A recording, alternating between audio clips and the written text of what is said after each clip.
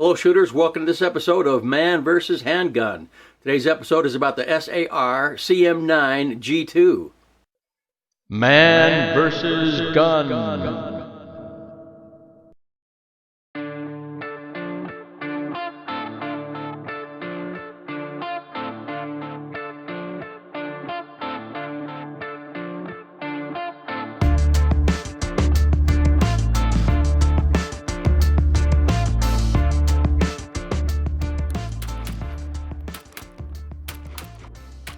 Okay, a buddy of mine by the name of Bob let me borrow this handgun. It's called the Combat Master 9, which is a ridiculous name for a gun, but that's beside the point.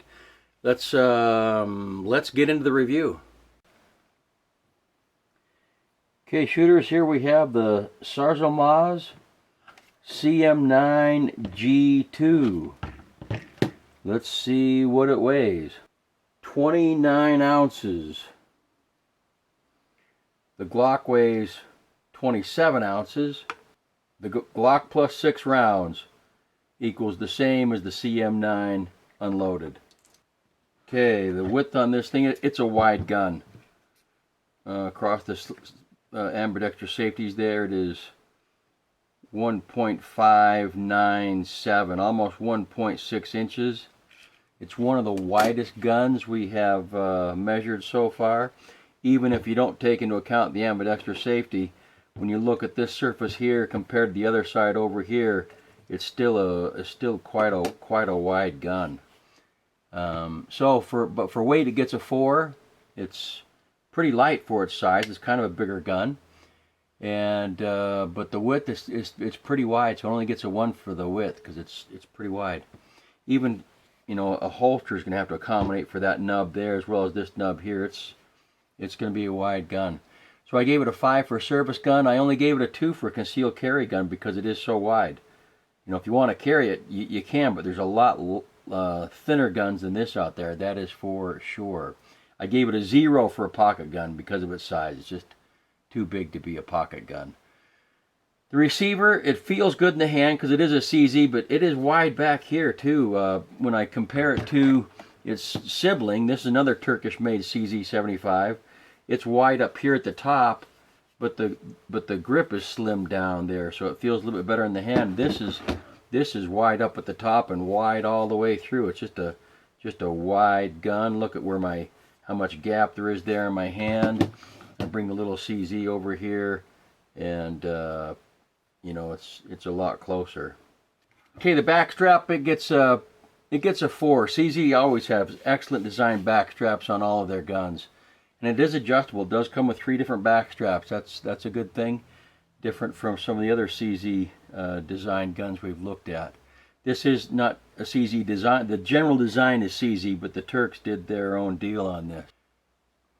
Okay, the side panels, I gave it a 3 for the side panels because it's going to be difficult to see on the camera.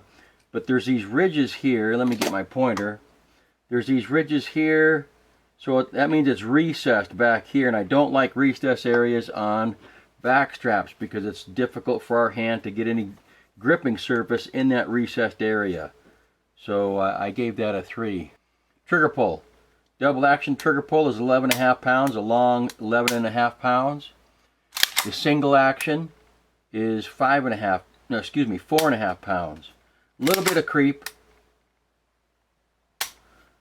That may disappear with a bunch of rounds though. Reset. There's the click. Then you pull a little bit back to get to the wall. Reset. Click. Pull a little bit more to get back to the wall. CZs have pretty good trigger pulls. All CZ designs have pretty good trigger pulls. And since you can carry this cocked and locked, it does get a 5 for being the same trigger pull all the time. You can keep it in single action all the time. If you run it as a double action gun, then I would downgrade the points on that because it doesn't have the same trigger pull all the time. The magazine well is not flared, not even one little teeny bit. So it gets a 0 there. The magazine is interesting. It takes all CZ75 magazines. This is for a different CZ75 type gun. This is the magazine that came with the gun. It says that it limits out at 15, but this actually holds 17 rounds, which I was I was glad to hear, because this other CZ mag holds 17. I thought, come on, don't pull an HK on me and make it only hold 15 when it's the size of a 17. But it does in fact hold 17 rounds. So it's a good design magazine.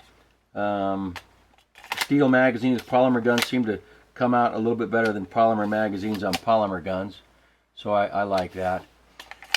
The base plate is not really one-handed manipulation friendly. Yeah, there's a little teeny surface you can grab on, but not very dang much. So I only gave it 1 point there. Ease of seating is a 5. Steel against polymer, and it inserts a little bit farther than what we want, so that's a good thing there. Magazine release is a little too flat. It doesn't, either this should be recessed, this should be ground off more, or the button should be a little bit higher. Since this is a wide gun anyway, I don't elect to have the button be any higher, but this should be ground away some here, so it's a little bit easier to get to. Just a little bit too flat there. But the location of it is perfect. It's a little bit above, so no matter how you hold the gun, you're not, when you depress the magazine release, it's not going to interfere with some of your fingers. Some other designs have the magazine release a little bit closer down this direction, and then it can actually, the way you hold the gun can actually impede the magazine release being worked. But this is not the case. It's in a great location. It is not mirror image. It looks like it's you can switch it from right to left, but I haven't researched that. Safety selector is typical thumb style of the CZ75 design. It is mirror image. Location is on the frame. I gave it a 3 because the frame is so wide that it's kind of hard to get to. In fact, Bob, who let me borrow this gun, he's doing a little bit of work on the frame here. You can kind of see this edge over here. When I hold the gun left-handed, I can see why Bob's doing this.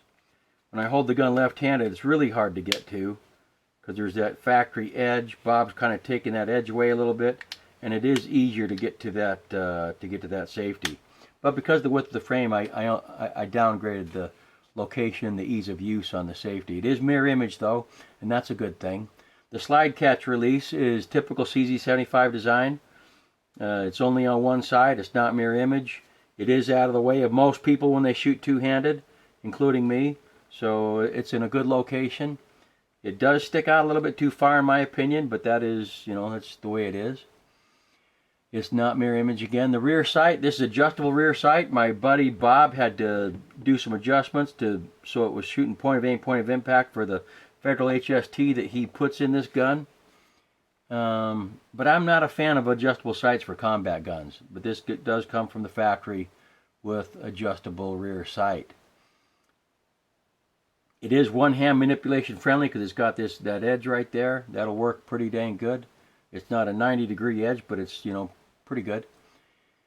The front sight on this I think is a little bit too short. I wish it was just a little bit taller, but it works as is. It's the 3-dot design. I'm not a fan of 3-dot, but it seems like that's what everybody puts on their guns from the factory these days. It is light rail compatible, and it does have 2 slots for a light. It is not optics compatible. Now there's one thing that the man versus gun spreadsheet just isn't able to measure because it's not measurable, and that is the usability of the gun. What do I mean by that? This is more of a CZ75 clone, made by the exact same company. SAR CM9 makes this one. Exact same company makes both of these, but where they really nailed it on this particular gun, even though I think the frame is too wide, notice the profile of the slide. They're both CZ75 design slides. In other words, the slide rides inside the frame. The slide rides inside the frame, unlike like a Glock or Smith & Wesson M&P or a Springfield XD or CZ P10C. All those slides ride on the outside of the frame. CZ75 designs, the slide rides on the inside of the frame. But notice that this slide, this is a typical CZ75 design slide right here. It is harder to grab onto. There's not as much material to grab onto with regard to the slide there. to pull back. The cocking serrations end about 0.6 the way up to the top of the slide. The slide is rounded on the top pretty well.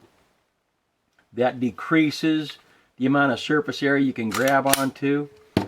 But this is more like a SIG design slide. This CZ slide also has a very small ejection port. That's typical of a CZ75 design because they were designed back in the 1970s when everybody had small ejection ports. Whereas this is designed more like a SIG slide. It's the same height above the frame, so it didn't increase the bore axis at all, but it's more straight all the way up to the top and then just kind of flat across the top. So it's much easier to grab onto this and to work it than it is this gun here.